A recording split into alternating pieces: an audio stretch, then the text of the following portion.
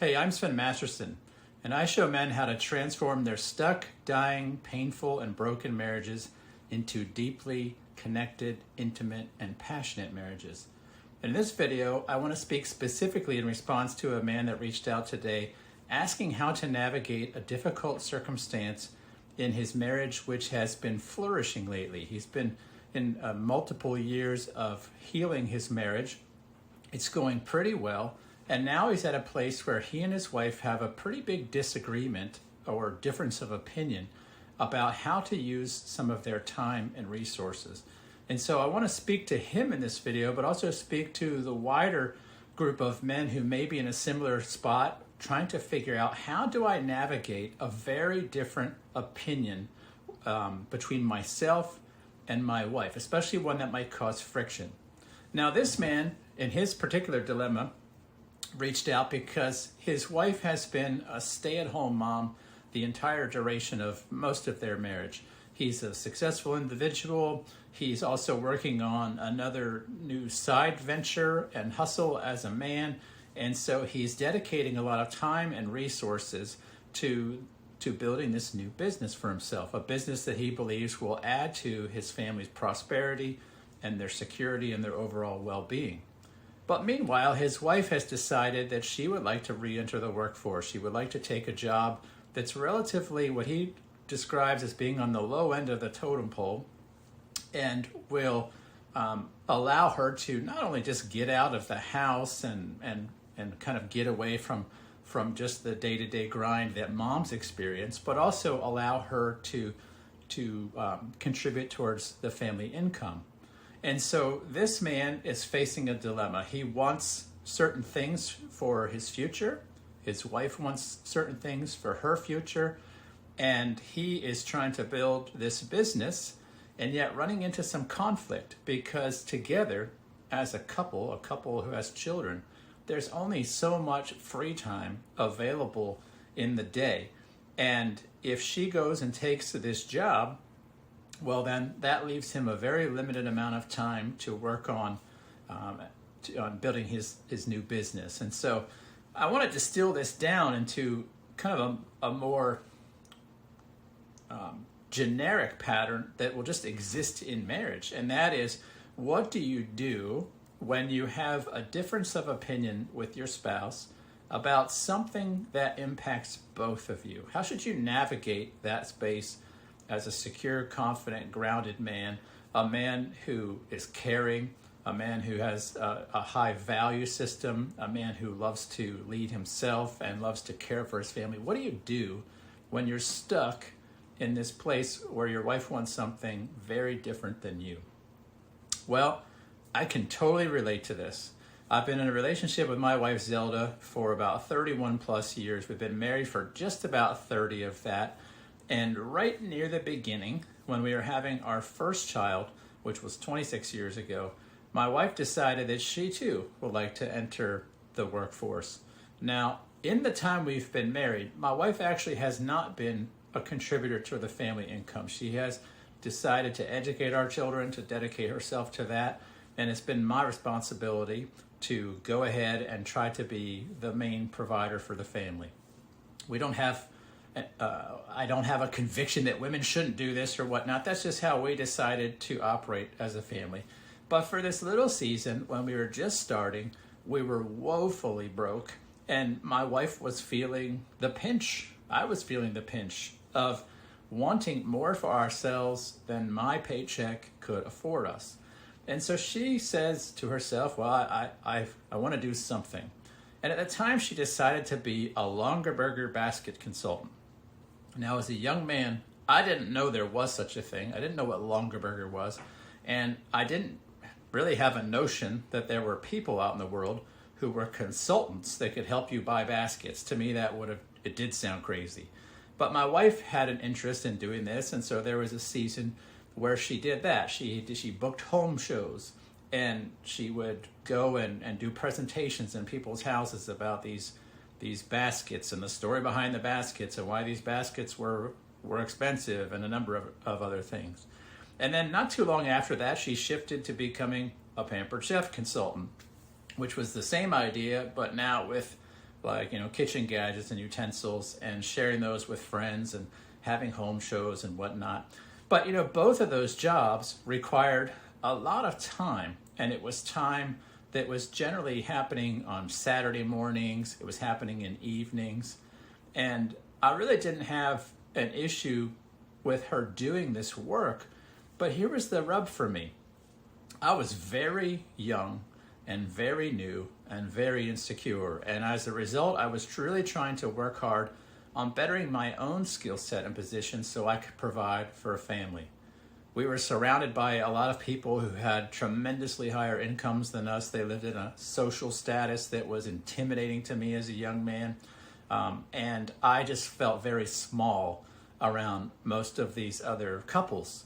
And so I was dedicating a significant amount of my own time to, going after the kids. Our child at the time, or two children at the time, went to bed, and just dedicated myself to trying to upgrade my skill set.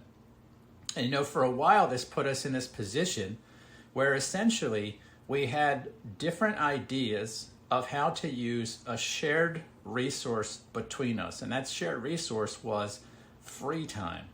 And so this is really kind of one of the attributes I want to speak about. What do you do when you find yourself competing for the same resources with your spouse? And that resource might be extra money, extra time, etc. This can be really frustrating as a man, it can be really frustrating as a woman, and it can be a difficult space to navigate.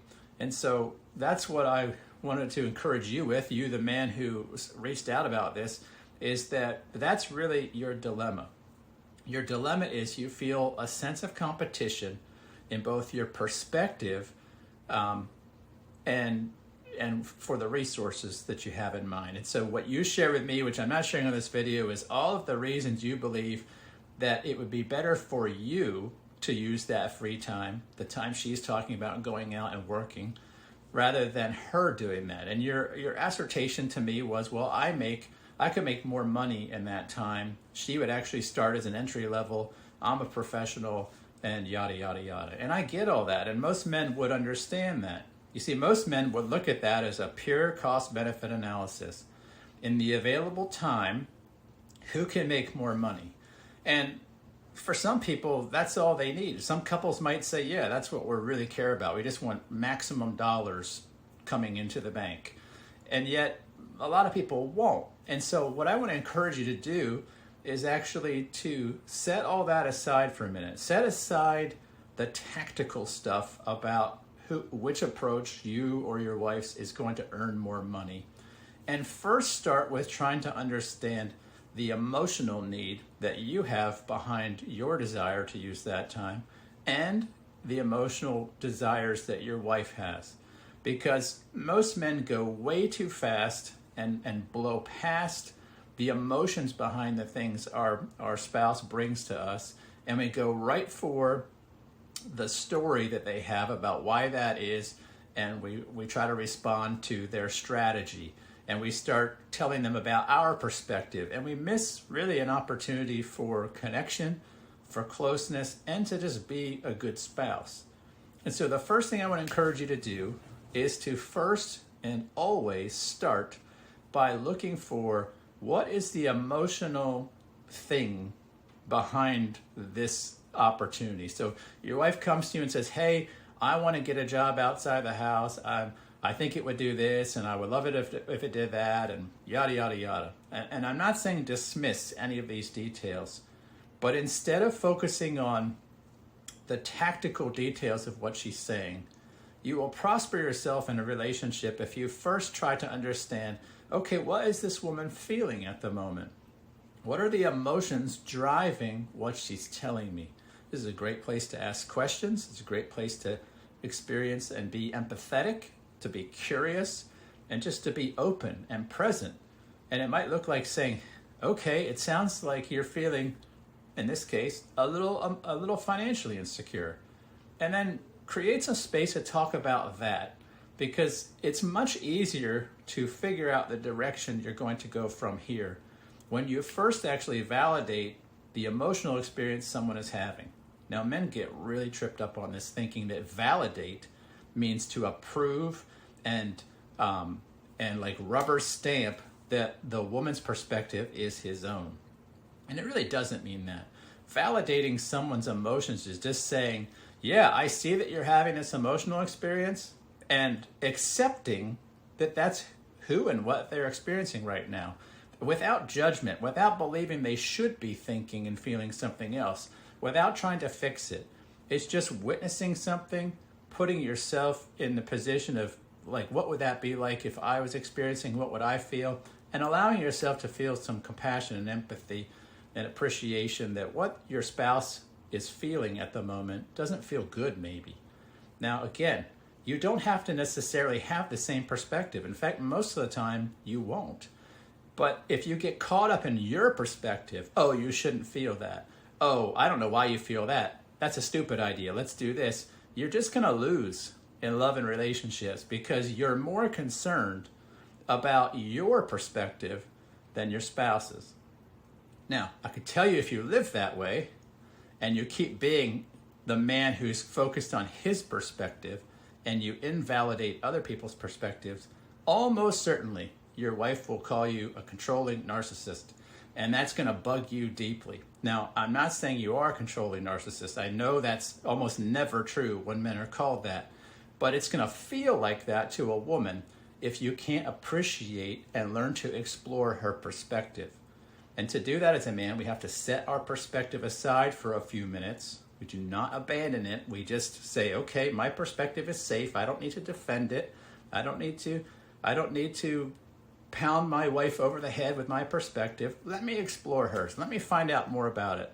Let me ask questions. Let me see how she's feeling. Because at the end of the day, what I care about more than that free time or the extra money in the budget is my partner, right? Did I not sign up to be a person that cares for and cherishes and holds this person in high regard? Yes, I did. And so it starts with being the person who's present with what your partner is feeling and just experiencing that with them, asking them questions.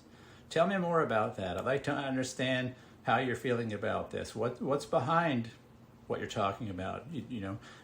I'm not going to give you the questions right now. If you want a great book about this, I would recommend Michael Sorensen's book, I Hear You. It's like a 1/4 inch thick. You can read it in one sitting. Excellent book for this.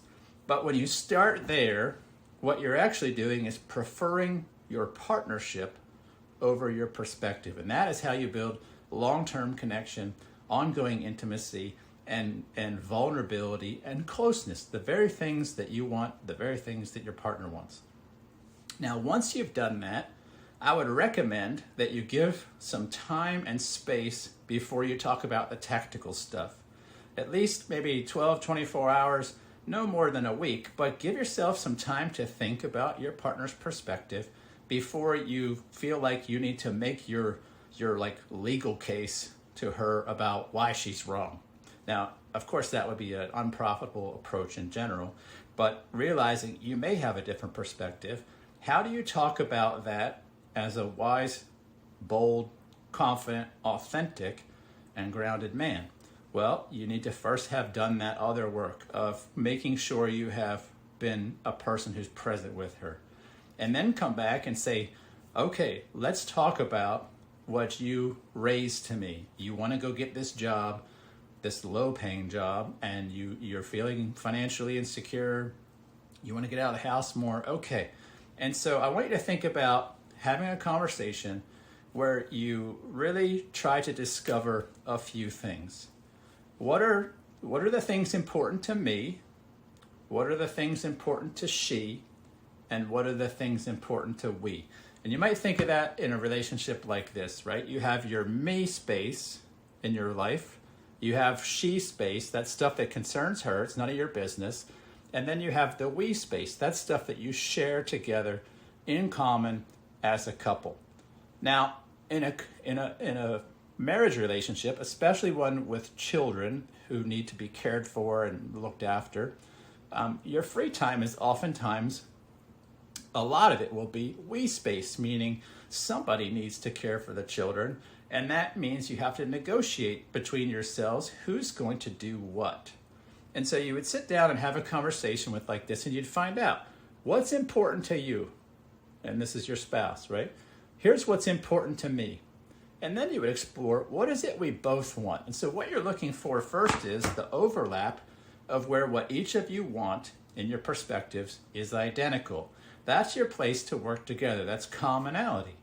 And then you could be very open and honest and authentic and sincere about, what is it I want? What is it you want? And try to understand that. Now let's get back to the job thing for a minute.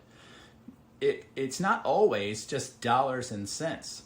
And so you can't, as a man, just look at this as purely who's going to make more money in the available time. Sometimes you have to also consider, well, what other benefits come to myself or my partner from doing this work? So maybe, yes, I would make more money in the same amount of time as she would, but maybe she gets some sort of other intrinsic benefit that's not financial, that's really needed in her life, like getting away from the kids for a little while, getting out of the house, building social connection, all these things.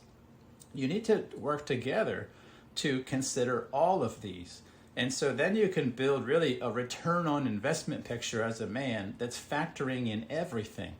The value financially to the family, the value in a mental health capacity to each of you, et cetera, et cetera. And what you're doing then is you're marching in the same direction, working together on a shared mission, on shared values, while still respecting your individual uniqueness, your individual goals and desires, and figuring out what is the best path forward for meeting the things we want in the we space, the things I want in the me space, and the things she wants in the she space.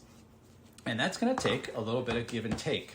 Now, that give and take is far easier to figure out and work through as a couple when you start with preferring one another first at an emotional level, meaning your first and primary goal is to just be a loving, open, present individual, which means you prefer the person over the outcome. That doesn't mean you compromise. You should never compromise on your value system in a relationship. It means that you just start first with elevating the value of the person and being present with them over the perspective. That sets you up for the best possible form of working out the details of what you do here. Now, part of that is going to mean you're going to have to attend to your own discomfort, because the reason we fight with spouses anyway over things like this is we're feeling our insecurity. So when a woman, or really anybody, I shouldn't have said woman because this is really true for all of us, when we are telling people what's going on in us, especially when we're describing a difficult and unpleasant emotion, our words are usually conveying three things. We're conveying the emotion we're experiencing, we're conveying what we understand to be the cause, and what we believe will be the fix. Now, we have whole other videos about this you can watch to understand that more deeply. But I want you to realize when your wife is talking to you about, hey, I want to get this job because this, what she's sharing with you has these three elements. There's an emotional element to it. There's what she believes is causing the emotion. In this case, maybe a lack of money. And the emotion might be insecurity or fear. And the fix would be, hey, I can go get this job even though it's low paying. And what men tend to do, especially when we're immature and nobody has actually helped us cultivate a better set of skills, is we tend to focus on this and this. And we just miss that. And that's why a woman will call you a controlling narcissist, because what she really wants in a moment of bringing something to your attention is she wants to feel seen, heard, and appreciated and validated at an emotional level. And most men just don't easily get this, again, because they're too tripped up on being right, being correct, because they believe that I can't actually appreciate and validate a perspective if I don't agree with it. If you're a guy that needs to be right all the time, prepare for a horrible marriage. It doesn't mean you should give up on being right. It just means being right, really at the end of the day, is irrelevant. right? My wife would tell you if she was sitting right here, I'm often right. And she'll tell you, yeah, you're oftentimes more right than me. But I was so dogmatically fixed on that before, it broke our connection all the time, because I preferred being right over whatever she was trying to share with me at great expense to her, because she felt like at the end of the day, I cared more about being right than I did about her. And she was correct. I did, because I was insecure. When she said stuff like this, my brain latched onto that and said, what do you mean? That's not true. That's a horrible idea.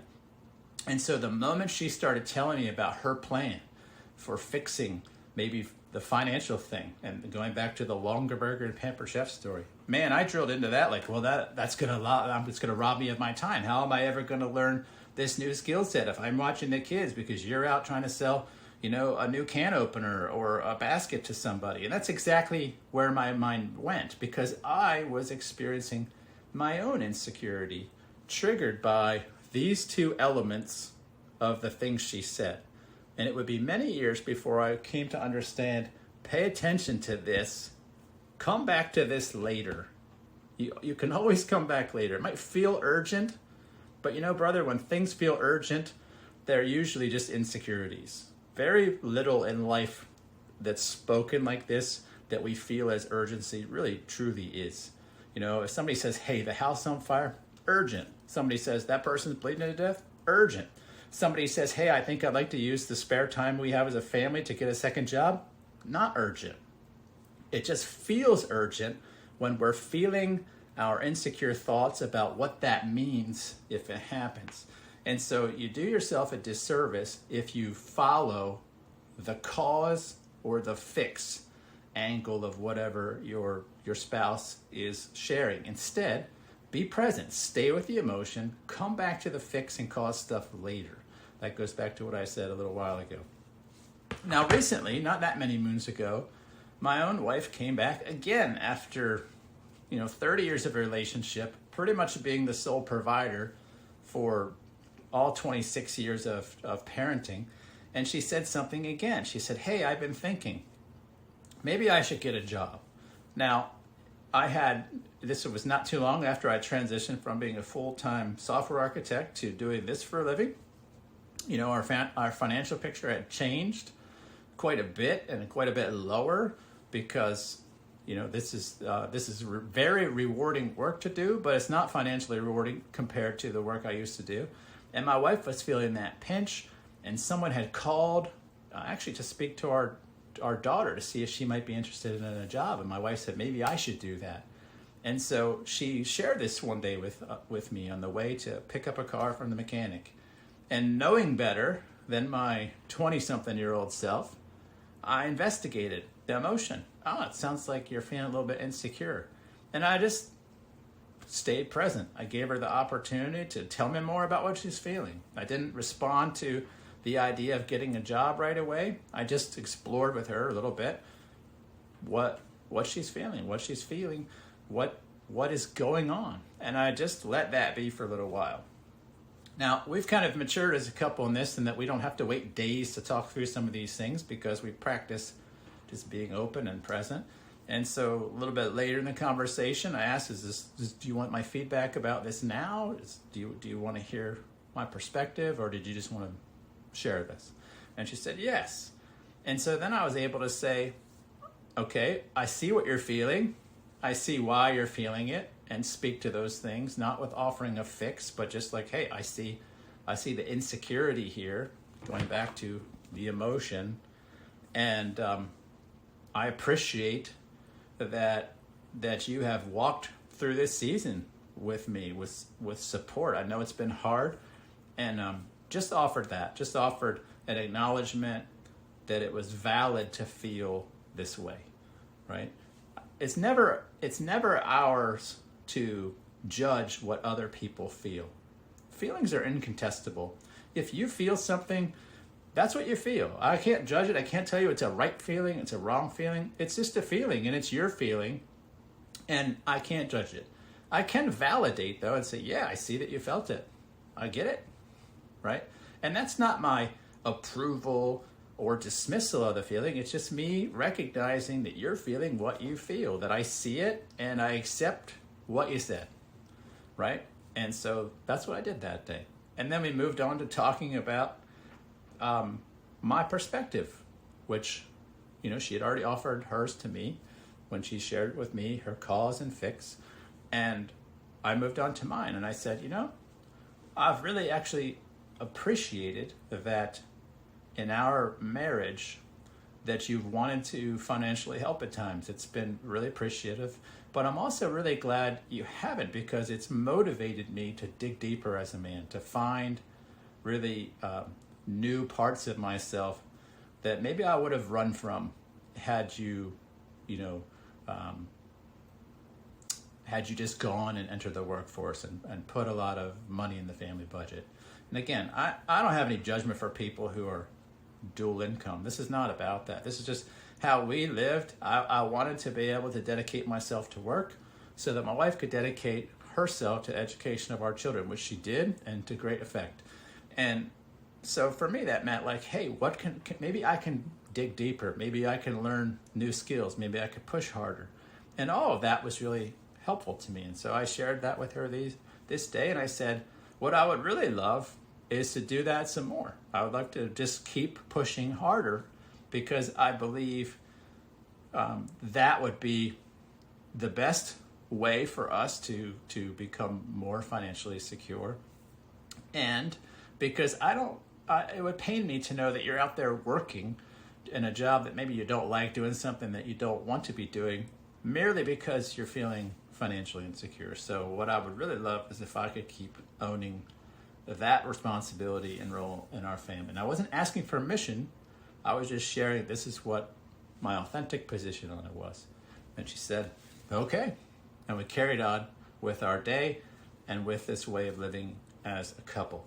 Now, there was 20 some years between, doing it one way and doing it another way. And so I have grown a lot from just understanding this dynamic here about how to honor all of these perspectives when you speak to one another, and also just preferring the emotional need first.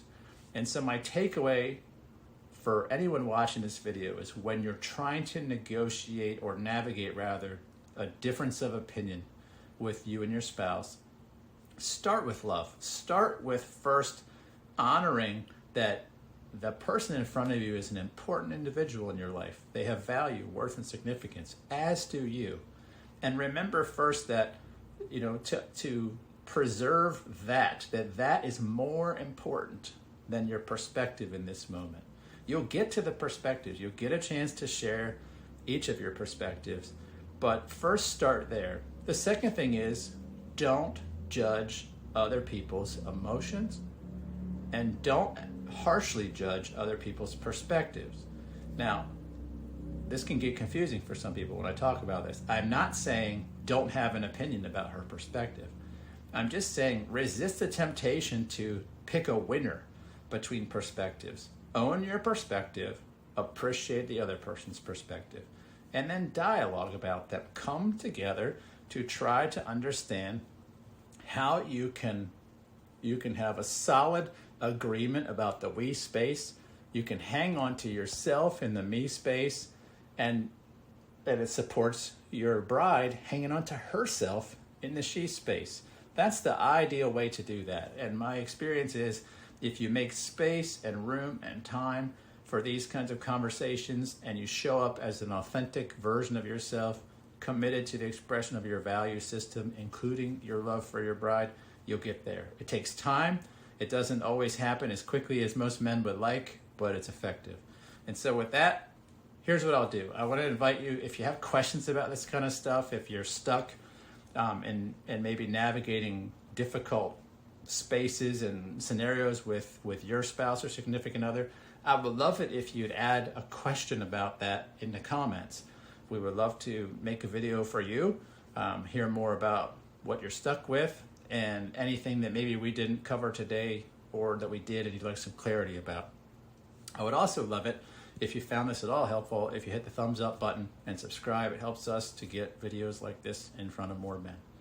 Lastly, if you want to talk more about the challenges that you might be facing in your long-term relationship, maybe your relationship is feeling painful, stuck, dying, and broken, we're experts at helping men navigate that space in a way that allows them to be authentic and hang on to themselves, and also successful in turning those kind of relationships around. And you can get to know us in a complimentary call.